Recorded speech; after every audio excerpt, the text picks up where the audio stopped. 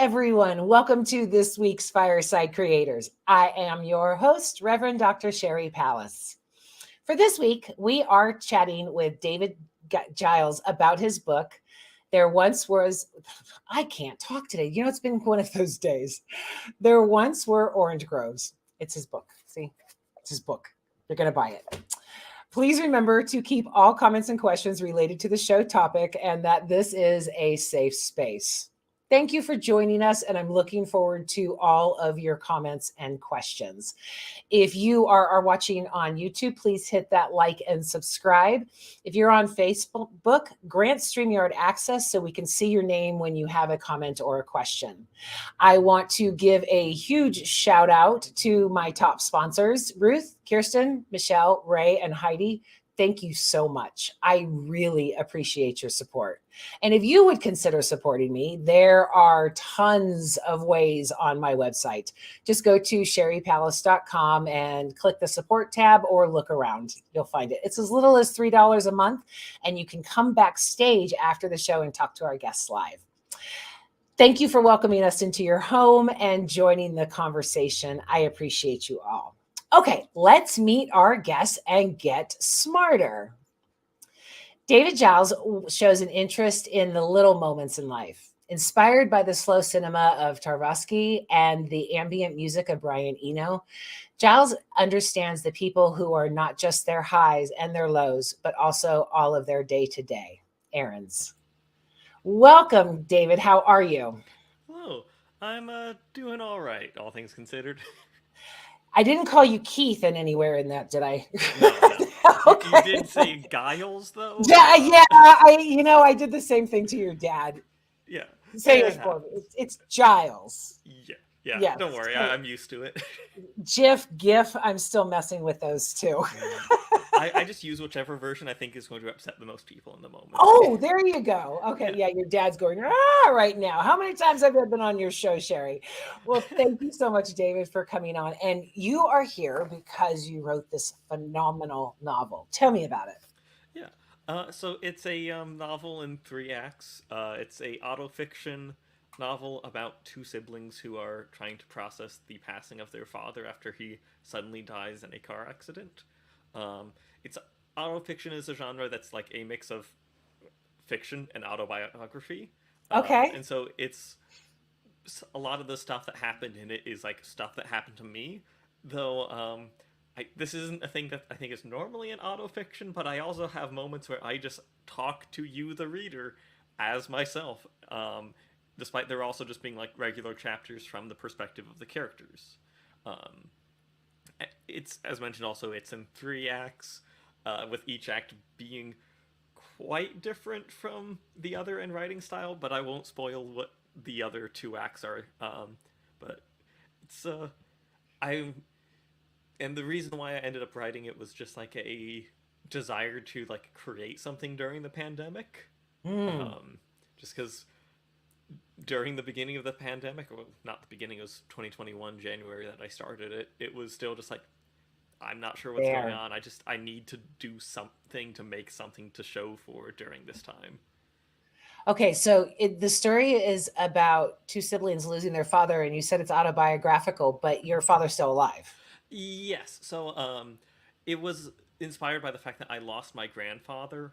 Okay. And he was a conflicting, like he was I have conflicted emotions about him, because in some ways there was definitely like he obviously loved me, but there was also times when it was a bit like just, he's a bit maybe emotionally abusive here or there. And so it was just me trying to be like, I need to process this relationship I had with him.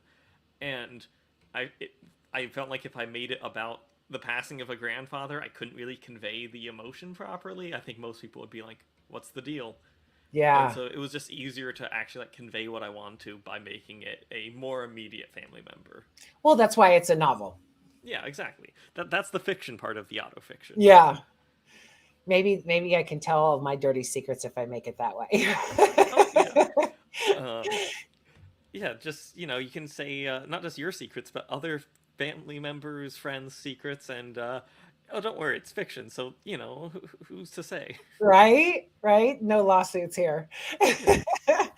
So what is your favorite part about the book?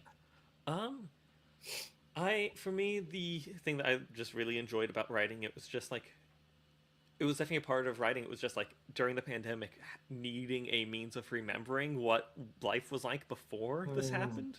And so, in some ways, it does kind of feel like a time capsule, like equally a bit of like I didn't want it to be a thing of pandemic art, but it kind of then retroactively became one because like I'm trying my best to not write about what's going on, and so like the yeah. novel pretty much entirely takes place like the latest it goes is like 2019, Hmm. because I'm like I don't want to write about this, but at the Yeah. same time, the fact that what I'm not writing about is kind of making a point of what's actually going on.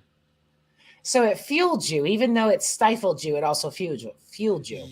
Yeah, it definitely was like a big source of like I don't like just there's a massive desire like I want to think about anything else other than this and like by me not writing about the pandemic and just intentionally avoiding it, it's definitely like making a point in some way about the pandemic and just like it's pandemic art in the sense that like yeah there is a time before and it's instead of like a lot of other like pandemic art being like what it's like trying to go through the pandemic, just like what we might have lost during it instead. Yeah.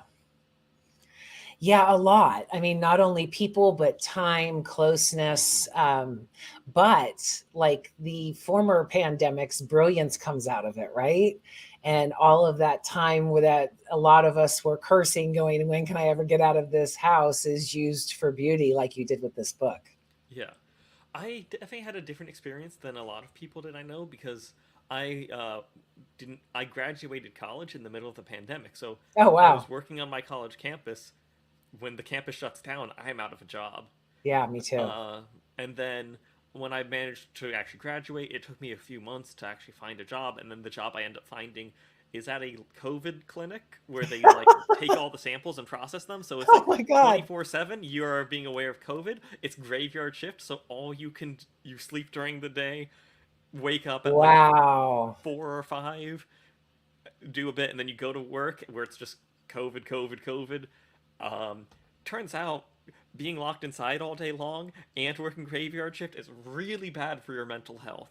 Oh my So, God. Yeah. I mean, that's an obvious. So you needed this book. yes, yeah, it was like very much like I need to remind myself that there was a time before COVID because like it didn't when I started it, it didn't feel like I really had anything at that Mm, point.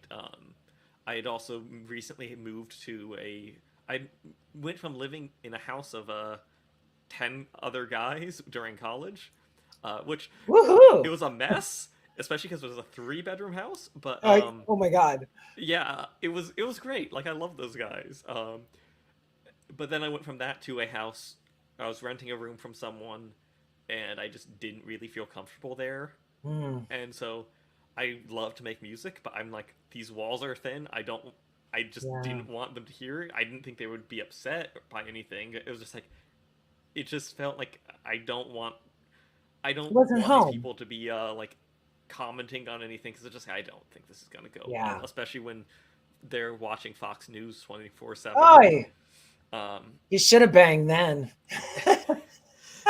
yeah, Should have cranked up that amp. yeah. It, I mean, they would have. I could just hear it like thin Yeah, I walls. know. He was I'm just older, kidding. couldn't hear anything, so I'd probably be picking up their Fox News on my recordings. Oh my God. Yeah, no. But yeah, there there was a moment when I was at that house I realized I needed to leave, which was I was like chopping some vegetables and what was the person? Laura Ingram. Oh Um, God. she was like, "Yeah, so the I mean China virus," and I just remember thinking, "Man, if you were standing right in front of me, I am holding a knife." And my brain goes, "Nope, you're getting out of here right now. You're finding a Yeah, place to move to because no, no, this is no.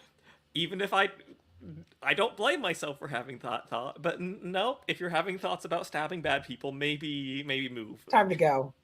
So Yeah. yeah, I've been there actually. Same thing. hmm, Yeah. So, but again, it wasn't your home. You were looking for a yeah, home and you needed a home again. So Yeah. to have those creative juices start flowing. Hmm. I definitely feel like I need to add like asterisks of like suffering does lead to great art a lot of the time, but that's just a Right? consolation. And like, don't search for that suffering. Like, that's just a consolation. Not suffering is so much better. I would rather Right? not be going through that and not be making art than be making the best art I've ever made and going through that again. Well, like I said, it with I think it was the Black Plague. All of Hmm. these amazing things were happening and discovered and all of that. So there is some positivity to that. But Alanis Morissette was a goddess when she had a broken heart. Hmm. All of the music that's out there about broken hearts are some of the Yeah. most beautiful songs out there. So tragedy does bring creativity, whether we Yeah. like it or not. It's kind of like the backhanded compliment for everything else that's going on. I am an emotional writer, so if I'm not writing, things are going pretty well. Yeah. Yeah. Um with like just the state of the world at the moment, I ended up. It's like I wasn't planning on like making that much music recently, and then I all of a sudden went from like not having much to having the first draft of an album ready over the course Oh of my like a month. god, awesome. Um, but yeah, just and that off topic from the book, but that was just like inspired by seeing like all of this like people like yeah we're gonna use AI like to generate new music. Like Spotify has been very excited about this, and same with like a whole bunch of music labels, and like as well as people being like we'll never have to write a book again. And then on top of that, like the Internet Archive is like people are trying to take it down. I'm just like I don't like this. And then the situation in Palestine on top of that, I'm just like this is I overwhelming. know. I need to make something because I can't put my thoughts into words, but I can put them into art. That's a great escape mechanism though, right? I mean, it's Yeah. it's healthy. It's not only creative and generating something out of the chaos, it funnels it. So Mm-hmm. while I'm one that lacks all kinds of patience and tries to find joy in the daily life, being creative restores all of that, and Yeah. that's the beauty of it. Yeah. I definitely like art is like that's a big part of the novel actually. Is just like the finding joy in the little things. Is just like how much that I can just get out of like watching a good film with a friend, Yeah. something like that, or just those moments when like you're just reading a book and maybe have some music on, or you're just like I don't know if you like to bake, but like if you're just like making some bread just from scratch and you just have something going on in the background, or maybe you don't and you're just enjoying just doing nothing while like not listening to anything and just making bread. It's just something so like cathartic about that, about like doing like making something or just like experiencing something that someone else has made. Yeah, and I think that we lose a lot of those moments because we're not present. I Oh mean, yeah. I before I when I owned a home and all of that good stuff, I was a woodworker. I loved creating things. I built big things. I built little things. And now that I don't have that outlet because I'm in an apartment, I bake. Mm-hmm. I Yeah. cook. I do, because it's that creativity and it's also giving things to others. I want to share what I've done. A lot of times it's stress. A lot of times it is, to get Oh out yeah. of the daily minutia and all of the stuff that's going on. And I can't hear the news anymore because I just want to cry. That Mm-hmm. creativity is what happens to pull me out a lot. It sounds like you're the same way. Oh yeah. I haven't been doing as much stress baking as I used to, but that's just because my roommate's gluten free, and so it's like, Oh well, if no. I make a loaf of bread, I'm gonna have to eat the entire loaf of bread, and I Yeah. do not feel like eating an entire loaf of bread. I got a bread machine at the start of COVID. Ooh. And I was joking that, women can live by bread alone until I got my labs done with the doctor. And I'm like, oh shit, got to cut back on all the bread. Yeah, Like, yeah. okay, we really can't live by bread alone. But it is, I notice that when I get antsy, when I get anxious, it's that creative bug that's getting to Mhm. me. I mean, I would love I'm dreaming of having a garage again and being able to craft things and build things. And because I sold everything off, except my tools.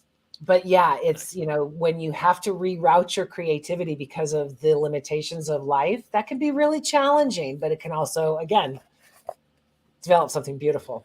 Yeah, I mean, as I don't think I mentioned, but yeah, I don't think I'd written fiction for maybe 2 to 3 years when I started it. Like Okay. I was an English major in college. I had done like short story writing a lot of the time, but I never actually attempted a novel before. This was like my first attempt at a novel, Yeah. um, and so it was very much a like, because I can't do music, I'm going to just go to this other thing that I've done in the past and just see what it is. And I think it worked out pretty well. The 5-star reviews on Amazon make me think I did all right, at least. That's awesome. So do you have any other plans? I mean, what has this sparked?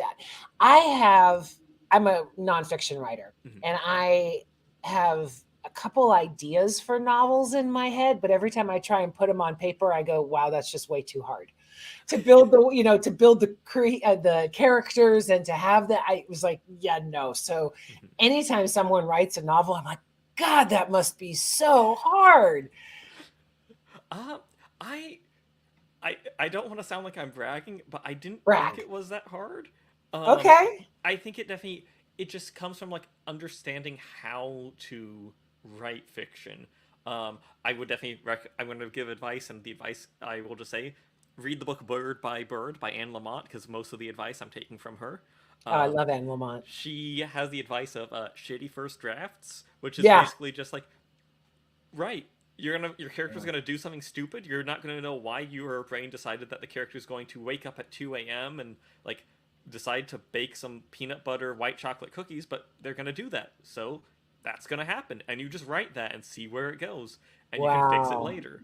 Um, for me, this isn't part of her advice, but this was my experience. The novel I didn't mention is actually non chronological. Um, and so like every chapter is just a random different point in time of these characters' lives. Oh, Um, wow. partially because I wanted to like play with memory and like how memory affects like, we don't think in linear like time. When we think Yeah. back, we just have like different chunks at different points. Um, and it also though was the non-creative reason why I did it was, I wanted to write, and sometime I wanted something like, maybe I wanted to write about the brother when he was like 8, or maybe I wanted to write about the sister character when she's in college, or maybe I want to write about her after she's graduated college, and just I'm writing it out of order because I just need to write. And Yeah.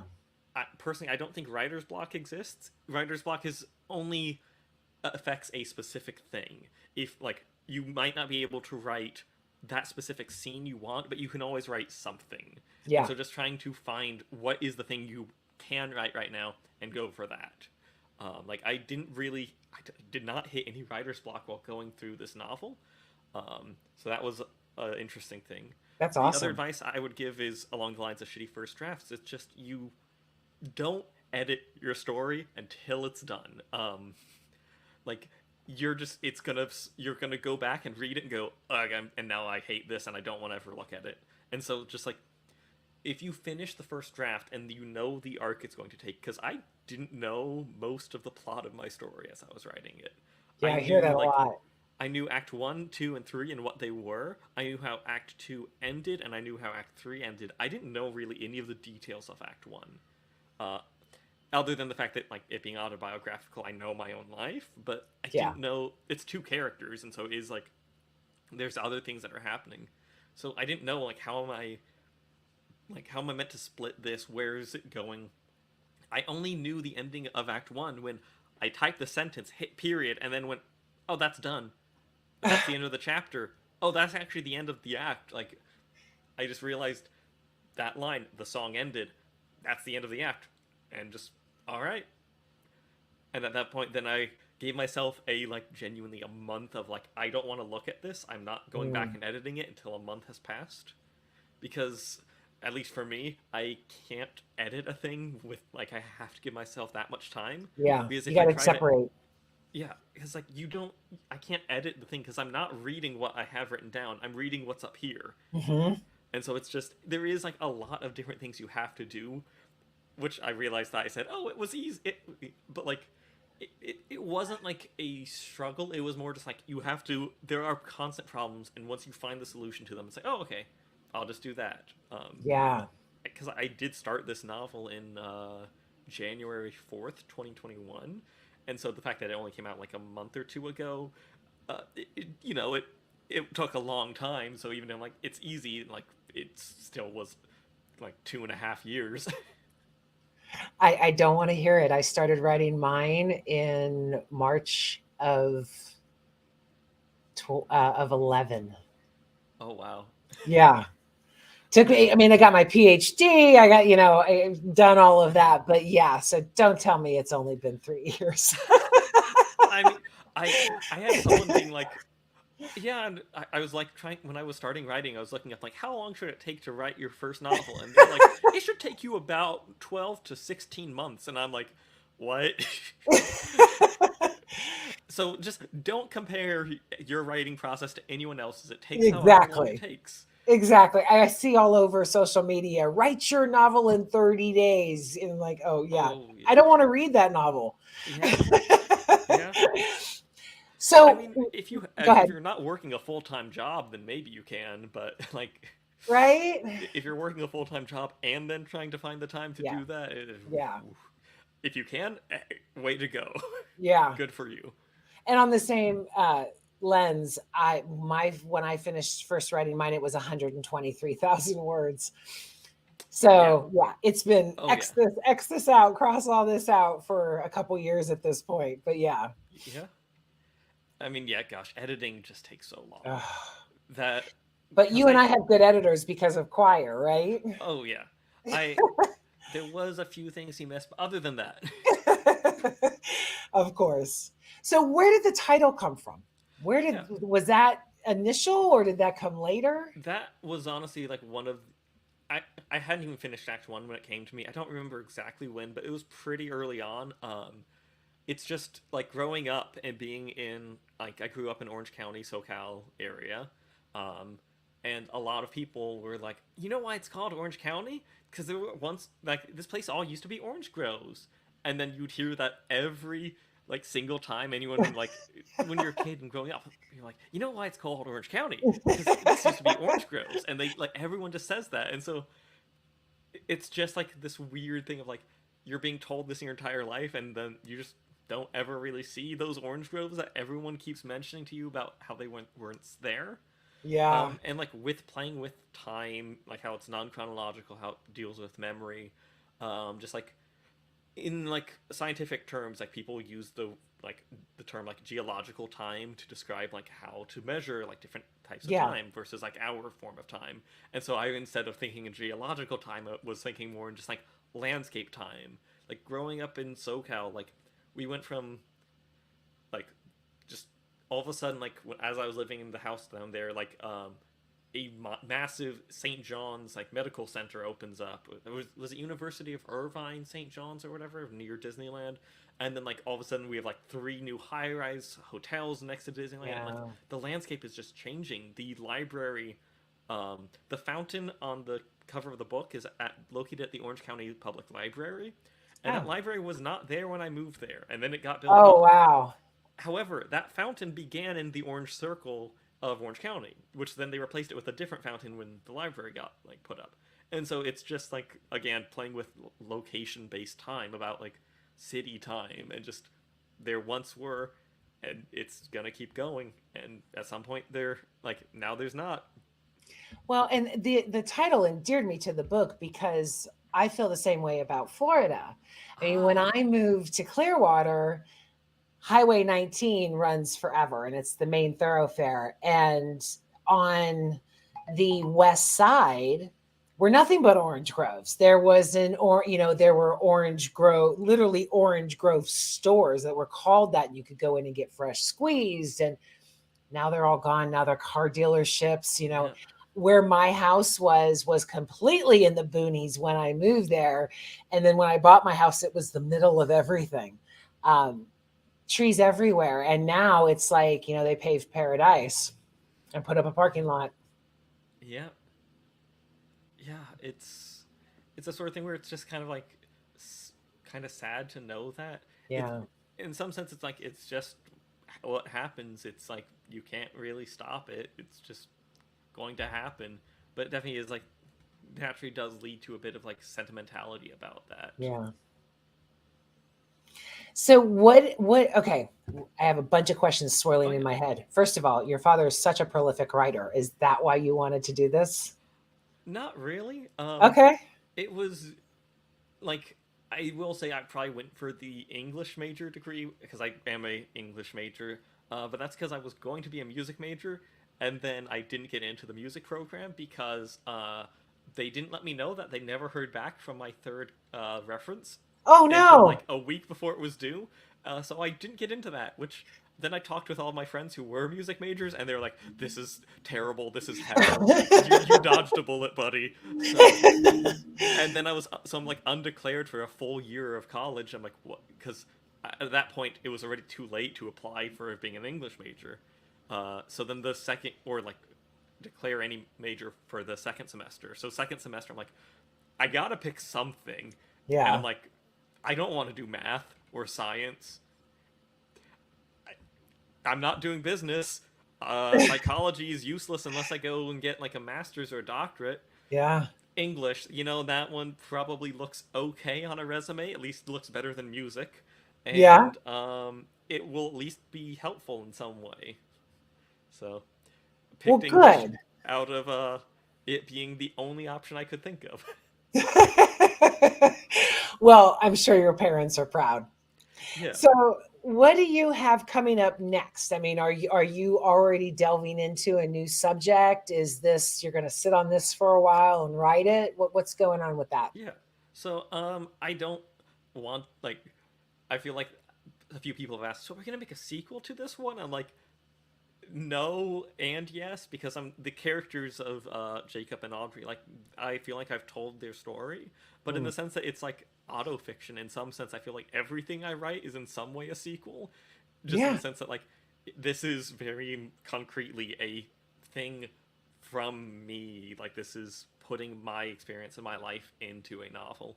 But the next one I'm currently working on, I will have two things. One of them is a novel about like a guy and his fiance as they're just like kind of like no longer certain about like are they actually going to move forwards with this or how long do they want to just stay fiancés. Is that autobiographical No, too? no. Okay. Um, it's like it's also about like kind of more just getting older and like just that settling into the rhythm in life and just like is it good to be like yeah this is what's happening and just like or do you want to be looking for something more with your life like what exactly do you want from it. If I were your um partner, I'd be paranoid. I'd be like, "What are you doing?" it's more that's more the like the the male character in that one is a lot more just like he's more content but she's definitely a bit more like uncertain of what she Ah, wants in it. um and so it's that one I do not know where the story is going. I know like two events that are coming up in it that I haven't written out yet, but I do not know the story yet. So that's been fun discovering what's going on there. But I also wrote the first draft of like an audio drama podcast. oh, But cool. turns out it's hard to find voice actors and schedule things and all that. Yeah, So who knows when that's going to happen. I could help you out with that. That would be fun. But yeah, and then as mentioned earlier, also make music, and so have I have three finished albums and one finished draft of an album. So Wow. at some point, I'm gonna release those, but I don't know. So, what instruments do you play? Um, I'm okay at guitar, so I do a bit of that, but mostly I prefer synthesizer and vocals and like the production side of things, like the just Okay. recording it and the mixing it, and like recording myself playing and then like sampling that and turning that into something else. But yeah, Okay. So, Gen Z of you. uh, I think I'm like cusp of either millennial or Gen Z, but Okay. yeah. So I have found in all the writers I have spoken to on the show, as well as myself, that you are one person starting the book and you're another person finishing it. What changes did you see in that process? Yeah. I mean, a decent amount. That was definitely the weird thing with it being autobiographical. Is just like I definitely think my approach to this like faith and religion was changing almost Mm, immediately after I'd started the book. wow. Um, Mostly because as like there was the church I was going to, the priest of it was an Anglican church, and the priest there just kind of like with a lot of people during COVID, they got very conspiratorial and just like went way further to the right than they had previously. And it's like this is someone who I looked up to and respected, and then I don't know what just happened to them. Yeah. Um, and so there was like that aspect of it, and I mean it definitely did kind of like put a bit of a sourness to religion. But then I then did find another church which was really nice, and then I moved from SoCal up to Washington, and then I was struggling to find a church and struggling to find a church and didn't really find one. I did like have a friend, like a roommate, who we would like read the Bible and talk about it, and that was nice. But it was definitely like a different experience with it. Mm. Um, it was, and probably almost immediately was like, I don't know really where I fall on any of this. So, do you It's think that was because of the bad experience in the Anglican church, or just because your beliefs were changing and growing? I think a bit of both. I think it was like it's a lot easier to ignore your like when you're actually within that like experience, like always being surrounded by like a like other people who are saying those things. Like it's easy to like sometimes ignore any of the issues you might have with it. Yeah. I because I still there's still a lot of religion I like, still a lot of Christianity I like. I just am kind of in the opinion of uh, just try to be a good person, and that's Right. like the message of the Bible. And if there Right. seems to be a difference between being a good person and being a good Christian, I think being the good person is the correct option, and not being a Should good be. Christian, which will probably upset a few people. Sorry. Not on this show. Yeah. Not on this show. I mean, it's, I started watching a lot of the live feeds from churches Hmm. because I haven't, well, I went to a Unity church and stuff like that, but I haven't attended church in decades. Hmm. And I started watching the pastors who were saying you have to come back in, you have to come back in, and or if they didn't say that, it was sell me your money immediately. I Hmm. mean, the greed was something that Yeah. became so prominent with COVID Hmm. that had I had any inclination to walk back into those doors in any way, it nullified it. It was Yeah. like, wow, to be able to see the desperations of you guys getting your paycheck when you know we're not getting ours. I mean, Hmm. I was working for the Leukemia Lymphoma Society, working for schools. So the moment the schools shut down, I was out of a job. Yeah. And then trying to see, seeing my friends risk their lives just so they could go to church um, was just pure insanity to me. It was like, wait a minute, Jesus spoke on a hill. Let's keep this outdoors. Yeah. Yeah, the church at least like they were when I left they were still outdoors, but I think like a month after I left they went indoors. I mean, I get it's hot. I get there, I get the reason, but I just saw a lot of greed come out with Yeah. when people got scared. We were all Hmm. scared. I lost 13 people I knew. It was such a tragic time. But like you, it wasn't for me because I had been recovering from cancer. There was no oh my god lockdown. I lost my Hmm. job, but it wasn't different from the 2 years prior. Hmm. So I started getting creative. This show came out of COVID. All of my edits and 25,000 words crossed came out of COVID. Yeah. Uh, and last week I had it and I'm still here. So luckily that's happening now. I'm glad you're still here. Thank you. Me too. So I want to get back into what else did you see change in you as far Yeah. as growing through this book? Yeah. I think because it was also just like a very like self-reflective thing with it being semi-autobiographical. There's also just a part of me that's just like being like no longer sure what the role like how should we view like extended family, and Mm, the big part of like the novel is just like, trying to work through that. yeah. I mean, the original idea with the novel is like me trying to grieve my grandfather, but like as it went on, the character of the aunt became a lot more important, I think, than even the character of the father.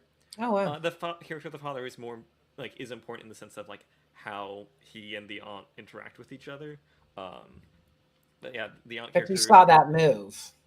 yeah, the character Brenda, it's just like that mix of like um, understanding, like trying to be like sympathetic of someone who's like a like the generation above you who wasn't directly your parent, and seeing them like knowing that they've been through a lot of like emotional turmoil or they've been like hurt in other ways, and so trying to be sympathetic for them for having gone through that, but Yeah. also that desire to maybe not interact with them because they're like you don't necessarily feel comfortable being around them, or like they'll say something else, and then like your own parents maybe being like, well, like no, like they're family, you have to love them, Mm.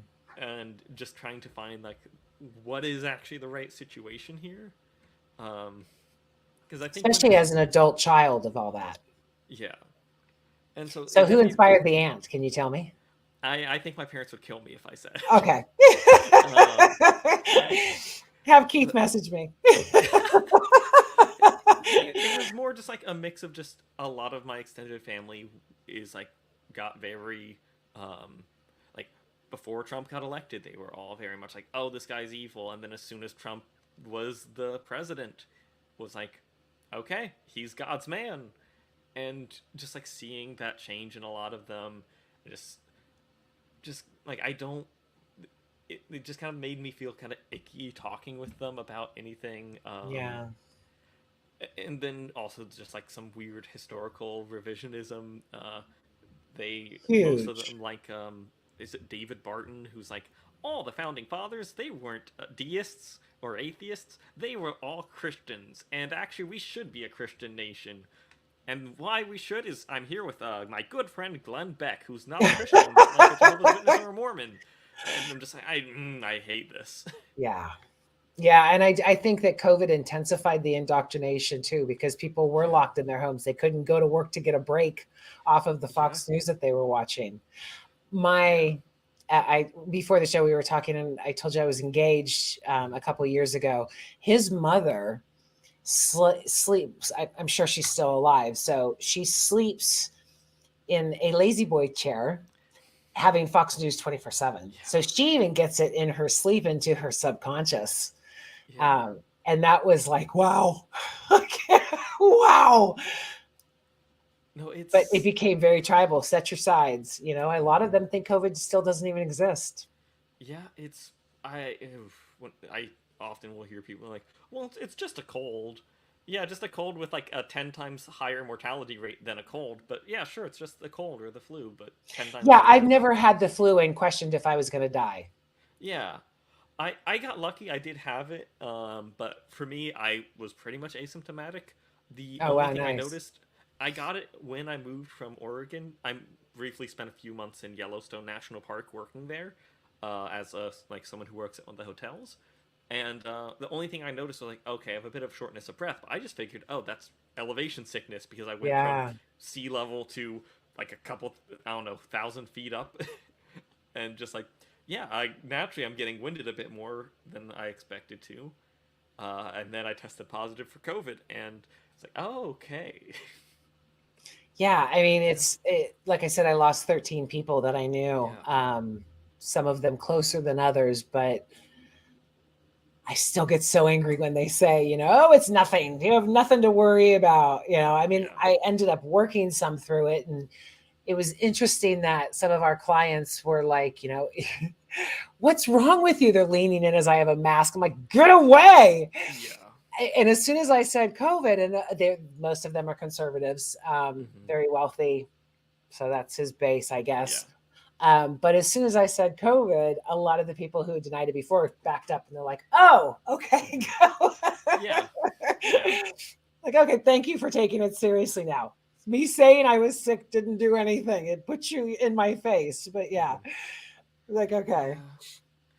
Oh my gosh, it was so upsetting to be like having everyone be like, "You can't wear masks; they're terrible," and I'm like, I work in a lab setting for like 8 hours a day. Yeah, If you're saying that we shouldn't be wearing masks because is deadly, like you understand that this is what people are doing in like plenty of fields of work always. Like yeah, it just was so confusing hearing that. Also, the person that I was living with, they did have a Trump 2020 sign in their yard, so that was another reason why I was just like, I need to get out of here. I wish we weren't so divided. I wish, I mean, even on social media, some guy yesterday came after me about Biden, and I was reading through his tweets, and I'm like, I can't even answer this shit. It's so stupid, Yeah. you know? And I try to engage, I try to do this, but I mean, we are so tribal now that it's we can't even coexist. I mean, my family is the same way. They're just a few hours from me, and I've been here 2 years and I haven't seen them. Wow. I know that that is because of Trump. Yeah. So the divide that is bringing to all of this. Did you hope, or was there any chance of hoping that this book might bridge some of that divide, or this was just truly your Uh, escape? I I don't know. I mean, I know a few of the family members have bought copies of the book. I know one Okay, of them that's have messaged me progress. about it. So, um, That's support. That's progress. well, they bought it before they knew anything about the book. So all they knew is I wrote a book, and then they never sent a follow-up message. So maybe, hopefully, fingers crossed, it's just because they haven't read it, and that's why they haven't I'm done sure. anything, I'm sure. and You know, not that bad they news read it. travels. Yeah. Hopefully, they didn't take offense and decide they never want to speak with me again. But yeah. Yeah. I think every writer has those fears. I know someone whose ex-wife is suing him over his fiction book. So yeah, it's it don't mess with us writers, people. You'll end up in Mhm. it. Yeah. When I first started writing mine, I actually reached out to all my friends and I'm like, okay, what do you want your pseudonym to be? You know, I won't name you, but you know, what do you want your Mhm. pseudonym to be? And a lot of people are like, use my real name. I'm like, okay, let's go, let's do this. Yeah. That's a level of trust that I honor. Yeah. I didn't use anyone's real name, so I did not feel that brave. Yeah. So, what else do you want to tell me about this? We've got a few minutes Yeah. left. What am I missing? What didn't I question you about? Mm. Let me see. I think one other thing just to like mention with the book is just that like the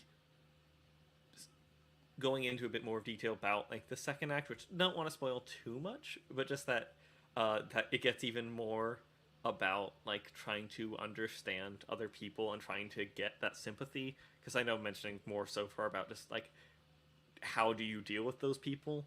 The second act is like just trying to look back on your life and trying to like that aspect of like if I could have maybe if I stayed in that room for 10 more seconds, what would I have seen? What The maybe retrospect. yeah, like or what like did I miss something? Did I judge someone too soon? And just trying to like have that like sympathy for someone as you look back on your life. Um And do you feel like that was your path?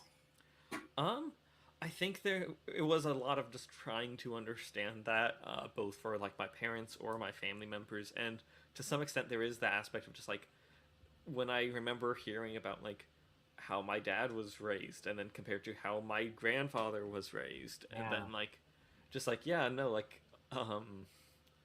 the fact that like a lot of the things they did that like hurt like like my grandma would get like she would often like butt in a lot of the times to a conversation that she wasn't a part of and just add something or just get after you for what she misunderstood. She would always get offended if you like ate only one serving of food, and it's like, oh, sorry if it wasn't good enough. It's like, no, that was a lot. That was a lot of food. I'm full, and That's Grandma 101. it's like realizing that that aspect of her getting very hurt because you only ate one servings is because like when she grew up, she never had enough food at the table, Yeah. and just like trying to understand like where this is coming from and being like, okay, I want to at least have sympathy for you, even if it's a struggle or if it's difficult. Um, Well, I think every kid goes through that with their family, right? I mean, yeah. that's part of being an adult, realizing that your parents are human and that they're growing Mm-hmm. too, and that their grandparents, were human and growing. And I mean, when I did a genealogy report on my grandmother, I found out these horrible things. I mean, her brother was killed on her wedding day, and it Oh was, wow. all of these really tragic things Mm-hmm. that my mom never knew. My mom Yeah. just hated her because she was bitter. She was angry. I mean, my mom literally said on her deathbed, I hated my parents. There was never that growth to Yeah. say, okay, they are people. They had their pains. What were they going through at the time? And I think when children do that, adult children do that, that is, hopefully you can do it before your parents die, because that is a whole new liberating thing that you go through. But to see them as an actual human with their own shit is a huge step towards maturity, and also very important and a difficult one. Yeah.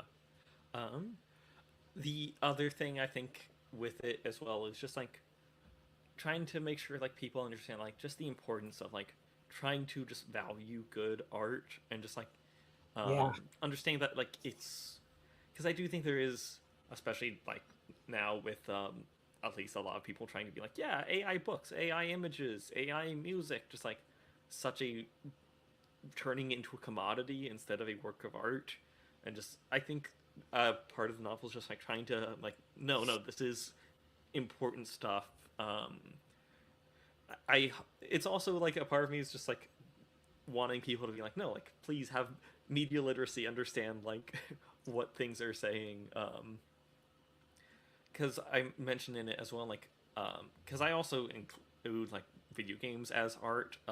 There's definitely ones that are just like Marvel blockbuster BS, but then ones like Kentucky Route Zero or The Outer Wilds, where it's like this game has given me like some of the most emotional experiences I've ever experienced from any piece of media. Um, Wow. if you're someone who can play video games, viewers, listeners, play The Outer Wilds. It will leave you sobbing after you felt every other emotion from like joy to anger to sadness. Wow. Don't look anything up about this though because it's a game you can only play once. Okay. I was on a Yeah. video game show when I was 12, so I Oh still kick wow. butt at video games. Nice. Yeah. Love them. Yeah. It's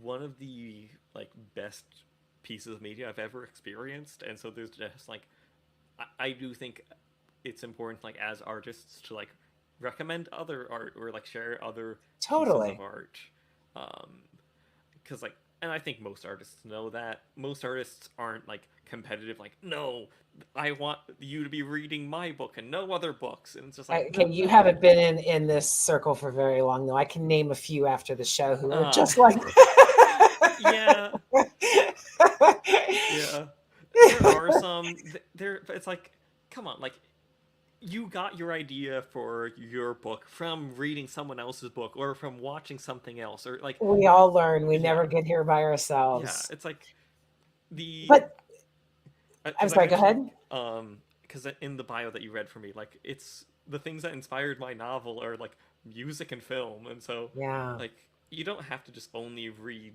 books like inspiration just comes from everywhere and just trying to acknowledge that. Well, and it really strikes me with music because I mean, I have been to hundreds of concerts, Hmm. and you can really tell the difference between a musically inclined creative artist and someone who's just trying to sell records. Britney Yeah. Spears, Backstreet Boys comes to mind on this hand, I mean, it's not. And then you have Taylor Swift, who writes her music, does all of those things, a true creative person. Um, and I miss that. I mean, I saw a show a few years ago, U2 and Muse, And just to be enveloped by the music and the creativity again was just so, I mean, it was so enamoring. I was such a high from it because I missed that. I missed the true music as opposed to the electronica going on or something like that, again just to sell records, to be a celebrity, not an artist. Yeah. I my taste in music has, as the years have gone on, gotten a bit weirder and like more experimental, and just like, yeah, stuff like shoo shoo, which is Xiu, and just like the weirdest, least pleasant thing you could ever put into your ears. um or like noise music like Ben Frost and Tim Hecker, and it's just like enjoying way different stuff than I used to. Like, I grew up with my dad playing like urban hymns by the Verve, Radiohead's, like U2 as well. Um, and so to go from like that, oh, and what's that other one? Over the Rhine is another one they played a lot of, and so like still have an appreciation for most of them. But just like now being like, wow, like realizing there are so many more frontiers of Yeah, music that I hadn't heard before. Uh, I don't recommend Shoo Shoo. It is like, it might change the way you think about music, or it might be like, I never want to hear this again. And it's really, really dark and disturbing stuff half the time. So, yeah. okay. But um yeah, I have to ask you about the video game. What is it, an adventure, is it fighting, yeah. what It's is? an adventure one. There's no Okay. combat. That one, it's you pilot a spaceship through Oh, a small solar system, and you're just a space archaeologist. And ooh, that I could get into. there is something just so powerful and sad about like going through and just reading like the history of these people and knowing they're all dead, but you just are slowly uncovering why they died. That Um, is cool. and there's a moment in the game when like because you're piecing together these details, and at one point you read a bit of like one of their like science logs, and I never felt more mad at anything in fiction in my life. I was genuinely so angry at them for doing this one thing, Oh, and wow. then you get a few bits further in the like uncovering, and then it's like, oh, wait, I am so glad that they did that thing. Oh my goodness, that Oh, is not what I wow. thought. And it just like, I've never felt that much just genuine anger at something Wow. that's just a piece of media, and then had that like rug pull under me and go, oh, That's good that's, art. That yeah. is good art. Um, What's the and name yeah, again? Outer Wilds. Outer Um, Wilds. I gotta write that it's down. it's great, but Is this it gonna be is something where I disappear for a few weeks because I'm so stuck on this it is a kind of, this it's game? kind of a puzzle game.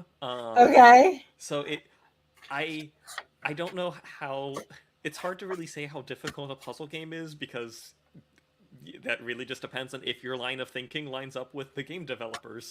Um, Yeah. but I thought it was just a magical, like one of the best experiences. Okay. I will The definitely look that up.